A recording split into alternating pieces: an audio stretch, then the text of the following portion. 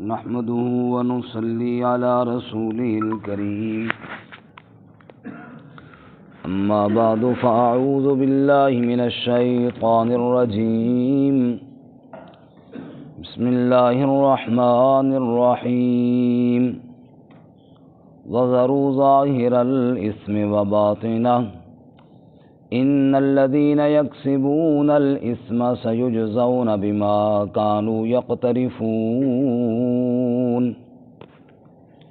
ولا تأكلوا مما لم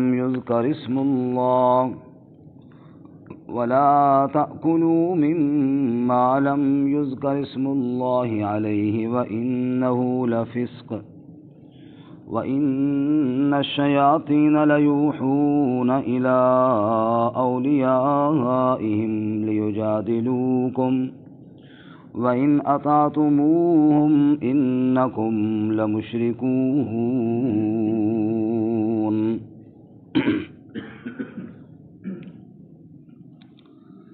وَذَرُوا ظَاهِرَ الْإِثْمِ وَبَاطِنَهُ، اور چھوڑ دو ظاہری گناہ کو اور باطنی کو.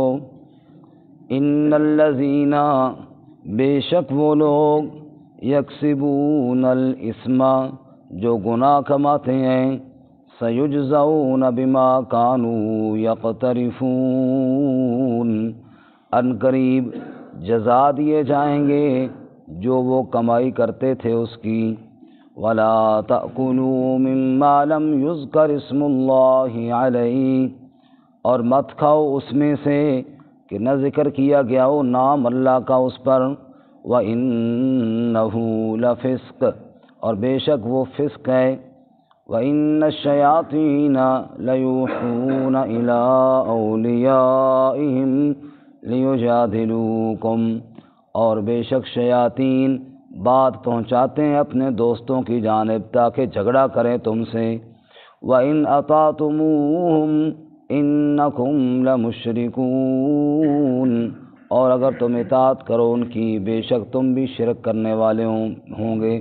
سبحان ربک رب العزت عما یصفون وسلام علی المرسلین والحمد للہ رب العالمین. اللهم صل على محمد وعلى آل محمد كما صليت على إبراهيم وعلى آل إبراهيم إنك حميد مجيد. اللهم بارك على محمد وعلى آل محمد كما باركت على إبراهيم وعلى آل إبراهيم إنك حميد مجيد. معزز سامعین، سورۃ الانعام کا 14واں رکوع آیت نمبر 120 اور 121 آپ کے سامنے تلاوت کی ہیں. رب العالمین ان آیات کے مطابق صحیح بیان کی توفیق عطا فرمائے اور ہمیں قرآن و سنت پر عمل کرنے کی توفیق عطا فرمائے. گزشتہ سبق میں آپ حضرات نے سنا کہ مضامین کے حساب سے سورت کے مضامین کا دوسرا حصہ شروع ہوا، جس میں اللہ تعالیٰ نے عملی طور پر وہ اعمال جو شرکیہ اعمال تھے ان کی تردید فرمائی. اور اس حصے میں بیان یہ ہوگا کہ جن چیزوں کو اللہ نے حلال کیا ہے ان کو کوئی حرام نہیں کر سکتا، اور جن کو اللہ تعالیٰ نے حرام کیا ان کو کوئی حلال نہیں کر سکتا.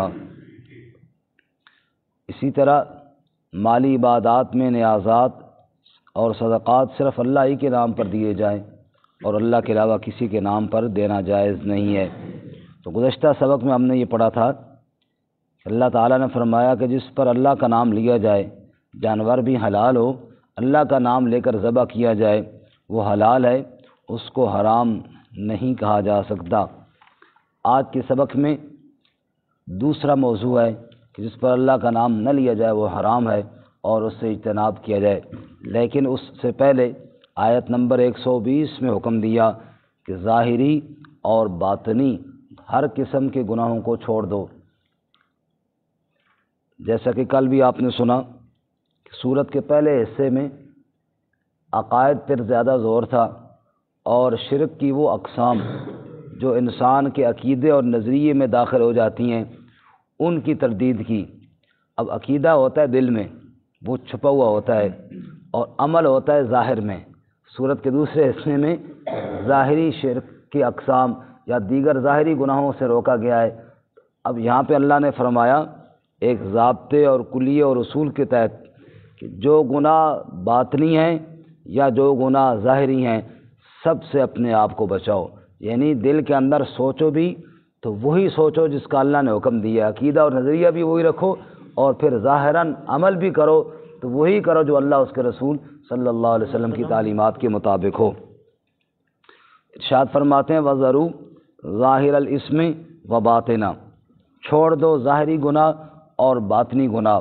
تو میں نے جو ابھی آپ کے سامنے گزارش کی اس کا خلاصہ یہ نکلا، ظاہر الاسم سے مراد عملی طور پر برائیاں اور گناہ، چاہے وہ شرکیہ اعمال ہوں چاہے کوئی اور ہوں، اور باطنہ سے مراد عقائد، یعنی چھپی ہوئی چیزیں، عقائد، عقیدے میں برائی آ جائے یہ باطنی گناہ ہے، عمل میں برائی آ جائے یہ ظاہری گناہ ہے۔ اللہ کہتے ہیں عقیدے بھی درست کرو اور اعمال بھی درست کرو۔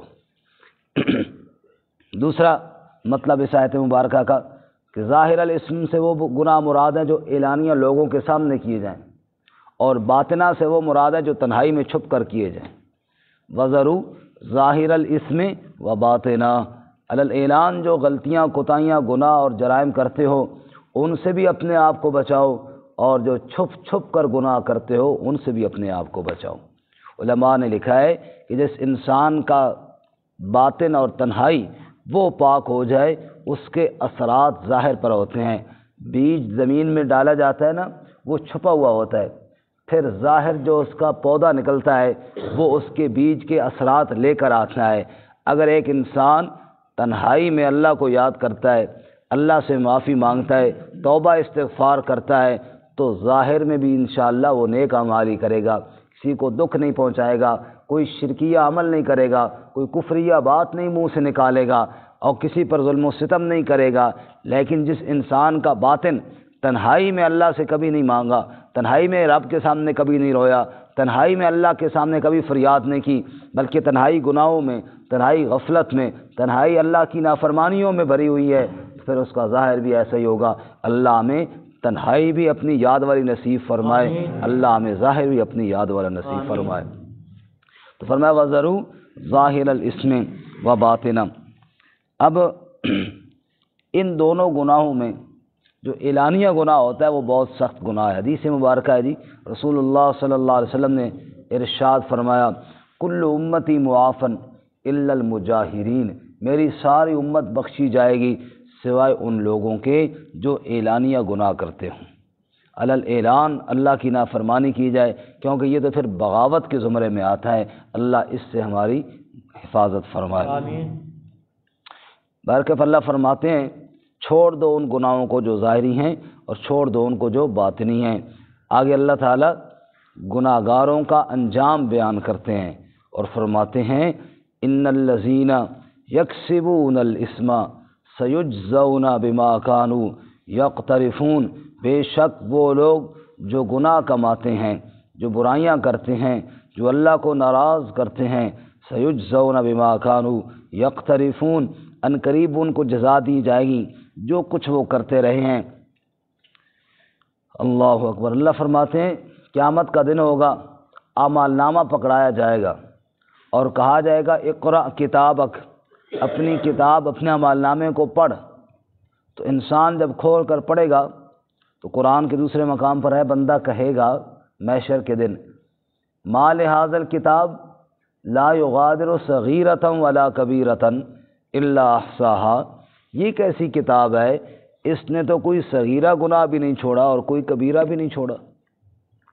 جو گناہ میں نے چھپ چھپ کیے تھے اور میرے ذہن میں یہ تھا کہ میرے علاوہ کسی کو پتہ ہی نہیں ہے، وہ بھی یہاں پہ لکھا ہوا ہے۔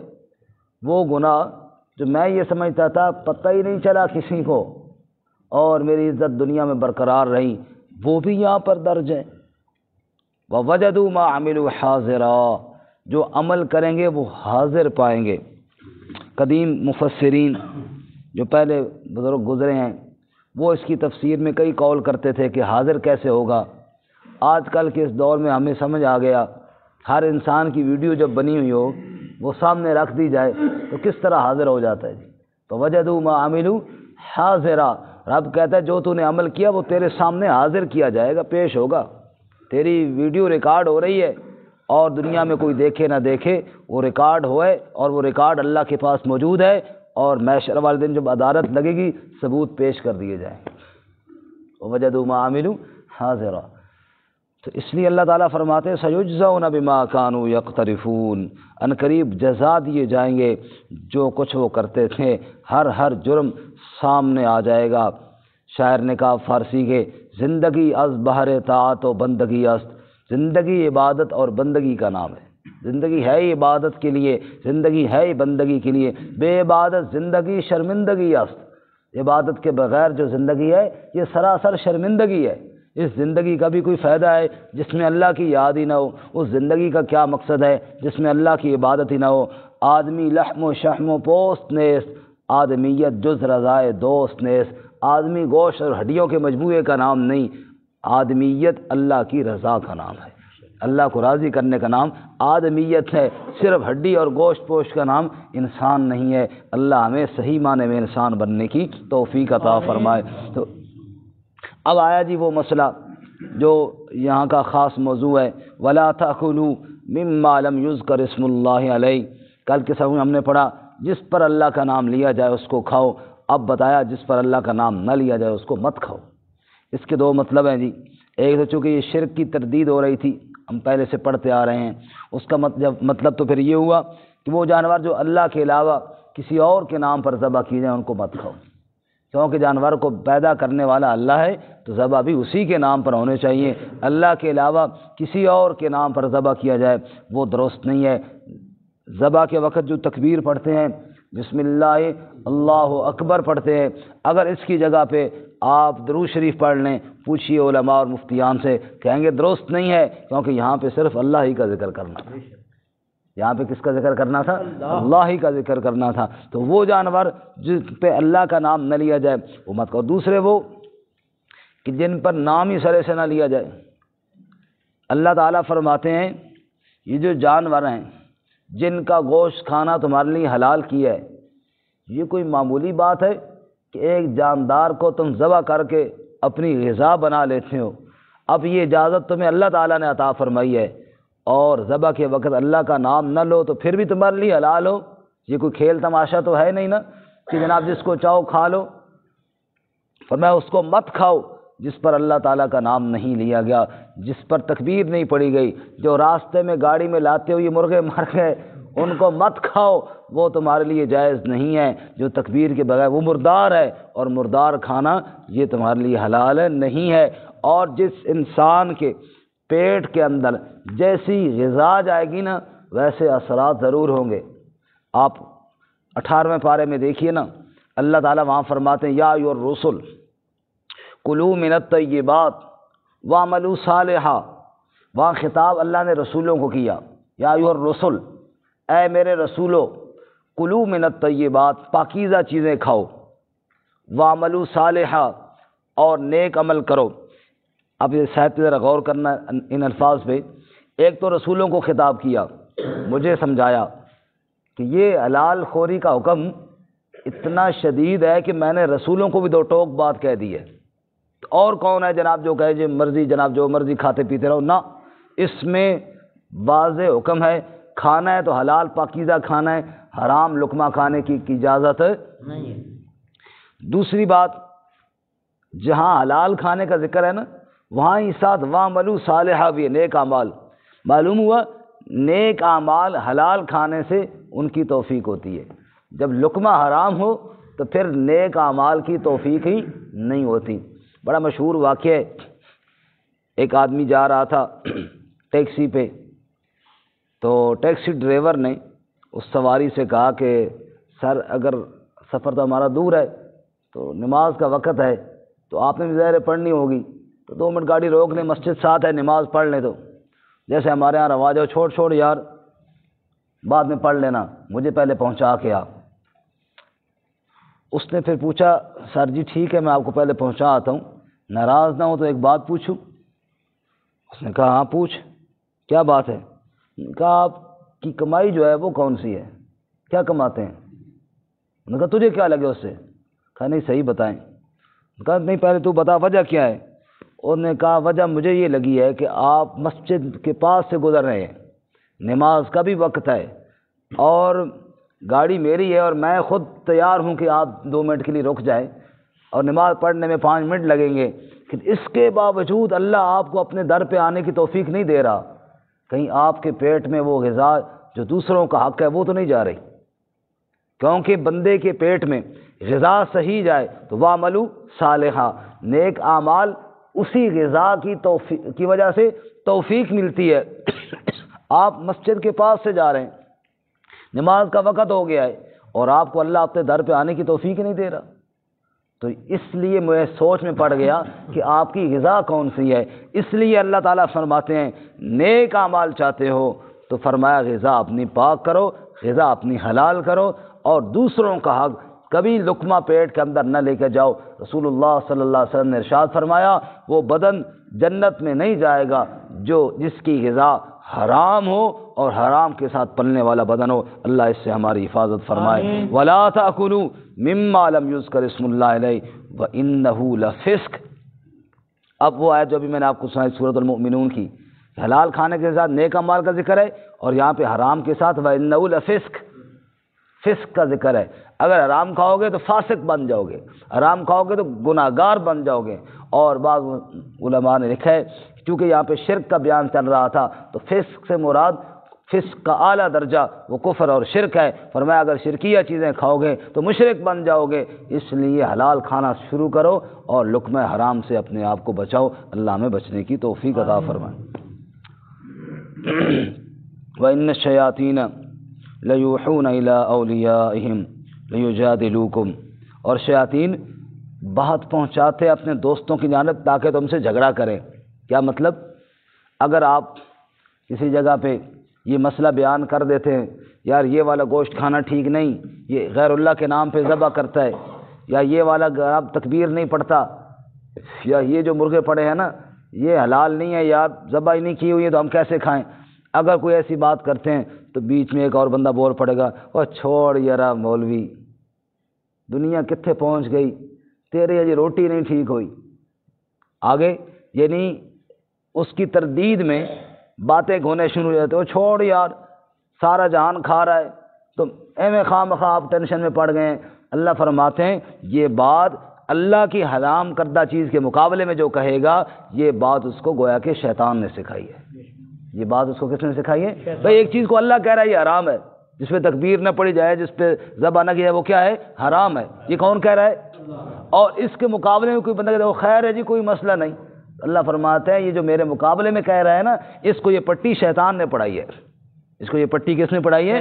یہ کوئی معمولی بات نہیں ہے کہ وہ کہہ دے اللہ تعالیٰ کی حرام کردہ چیز کو حلال کہہ رہا ہے، تو یہ کوئی معمولی جرم نہیں ہے۔ وَإِنَّ الشَّيَاطِينَ لَيُوحُونَ إِلَىٰ أَوْلِيَائِهِمْ، شیطان اپنے دوستوں کی طرف بات پہنچاتے ہیں لِيُجَادِلُوكُمْ، تاکہ تم سے جھگڑا ڈال دے، وہ تم سے بحث کر لیں، تم سے جھگڑا ڈال دیں، اور یہ جھگڑا شیطان ان سے کرواتا ہے۔ وَإِنْ أَطَعْتُمُوهُمْ، لیکن تم پکے رہنا، ان کی بات نہ ماننا۔ اگر پتہ ہو کہ اس چیز کو اللہ نے حرام کی ہے پھر چاہے کوئی مرضی کہہ دے کسی کی بات ماننے کی اجازت نہیں۔ وَإِنْ أَطَعْتُمُوهُمْ إِنَّكُمْ لَمُشْرِكُونَ، اگر تم بھی ان کی بات مانو گے پھر تم بھی مشرک بنو گے، پھر تم بھی کیا بنو گے؟ مشرک۔ وَإِنْ أَطَعْتُمُوهُمْ إِنَّكُمْ لَمُشْرِكُونَ، پھر تم بھی مشرک بنو گے۔ اگر اپنے آپ کو بچانا چاہتے ہو تو اطاعت کرو تو اللہ کی کرو، حکم مانو تو اللہ کے رسول صلی اللہ علیہ وسلم کا مانو۔ اللہ تعالیٰ عمل کی توفیق عطا فرمائے۔ ترجمہ دوبارہ سنیں جی۔ وَذَرُوا ظَاهِرَ الْإِثْمِ وَبَاطِنَهُ، اور چھوڑو ظاہری گناہوں کو اور باطنی کو۔ إِنَّ الَّذِينَ يَكْسِبُونَ الْإِثْمَ، بے شک وہ لوگ جو گناہ کماتے ہیں، سَيُجْزَوْنَ بِمَا كَانُوا يَقْتَرِفُونَ، عنقریب جزا دیے جائیں گے جو کچھ وہ کرتے تھے۔ وَلَا تَأْكُلُوا مِمَّا لَمْ يُذْكَرِ اسْمُ اللَّهِ عَلَيْهِ، اور مت کھاؤ اس میں سے جس پر نہ ذکر کیا جائے رب کا نام۔ وَإِنَّهُ لَفِسْقٌ، اور بے شک وہ فسق ہے۔ وَإِنَّ الشَّيَاطِينَ لَيُوحُونَ إِلَىٰ أَوْلِيَائِهِمْ، اور بے شک شیاطین بات پہنچاتے ہیں اپنے دوستوں کی جانب لیجادلوکم تاکہ وہ تم سے جھگڑا کریں، وَإِنْ أَطَعْتُمُوهُمْ إِنَّكُمْ لَمُشْرِكُونَ اور اگر تم نے ان کی اطاعت کی تو بے شک تم بھی شرک کرنے والے ہوں گے۔